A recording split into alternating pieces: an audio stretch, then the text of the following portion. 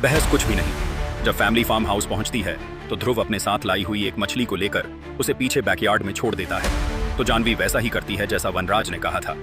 वह बिस्किट का पूरा पैकेट खा जाती है और उसका रैपर ऐसे ही गाड़ी में छोड़ देती है। फार्म हाउस पहुंचकर सब लोग मस्ती में लग जाते हैं। जानवी भी शुरू में थोड़ी ठीक लग रही होती है, फिर पूरा परिवार पूल में एंजॉय करता है। इसी दौरान जानवी की मम्मी ज्योति का फोन पानी में गिर जाता है।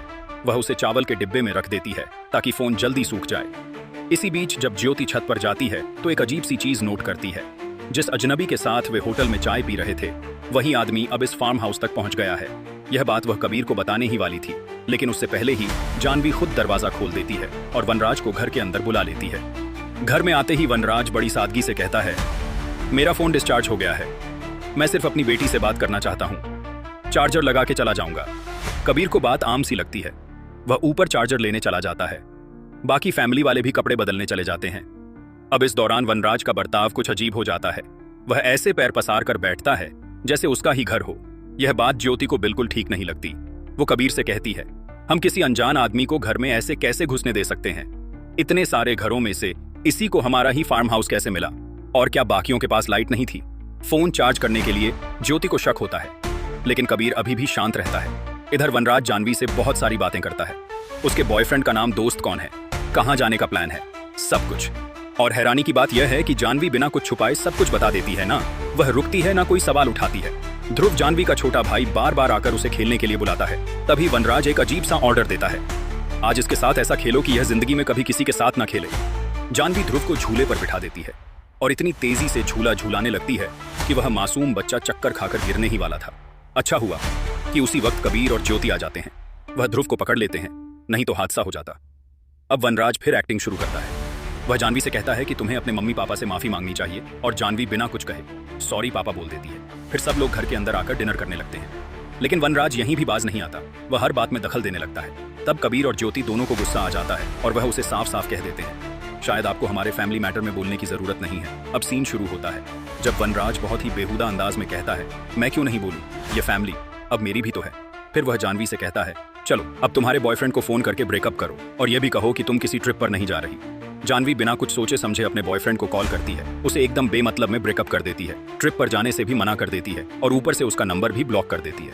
अब कबीर का गुस्सा फूट पड़ता है। उसे लगने लगता है कि कुछ बहुत ज्यादा गड़बड़ है। वह वनराज को पकड़ के बाहर निकालने की कोशिश करता है, लेकिन तभी जानवी खुद ही अपने पापा को जोर से धक्का देती है। वह चिल्लाकर कहती है, यह अंकल कहीं नहीं जाएंगे।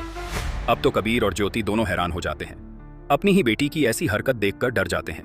वह जानवी को समझाने की कोशिश करते हैं, बेटा क्या हुआ है, तुम ऐसा बिहेव क्यों कर रही हो? और अब जाकर कबीर और ज्योति को सच्चाई समझ में आती है। वनराज ने जानवी पर काला जादू किया है। अब जानवी खुद के होश में नहीं है, वह पूरी तरह से वनराज के कंट्रोल में है। ज्योति डरते हुए पूछती है, तुम्हें आखिर चाहिए क्या? वनराज बिना झिझके कहता है, बस अपनी बेटी को आशीर्वाद दे दीजिए और कहिए कि आज से यह मेरी हुई, आपने मुझे इसे सौंप दिया है। कबीर यह बात कभी भी नहीं मानता। अब वनराज जानवी को मजबूर करने लगता है। कभी कहता है जोर जोर से हंसो, कभी जोर जोर से रो।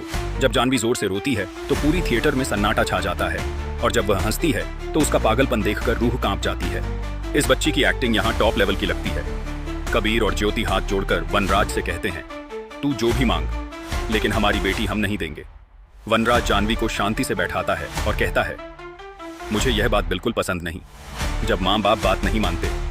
फिर वह जानवी से कहता है, बेटा जाओ चाय पत्ती लेकर आओ।